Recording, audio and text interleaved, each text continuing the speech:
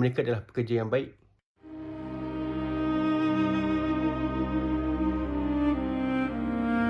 Hampir setiap hari kebalangan jalan raya berlaku.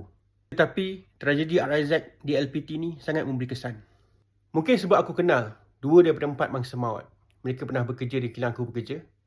Dan mereka adalah pekerja yang baik dan patuh kepada peraturan keselamatan tempat kerja. Aku lakukan perkara ini untuk cegah daripada perkara sama berulang. Tip keselamatan Didi kata, rancang perjalanan, jangan gerak lewat malam sebab akan ganggu kita punya jarak penglihatan, mengantuk, microsleep dan sebagainya. Patuhi hal laju dan jangan ikut terlalu rapat. Kekalkan jarak selamat pada kelajuan 100 km/h sekurang-kurangnya 3 saat ataupun jarak antara 2 ataupun 3 tiang lampu. Elakkan mencelah kenderaan, memotong daripada kiri atau berada dalam kedudukan blind spot.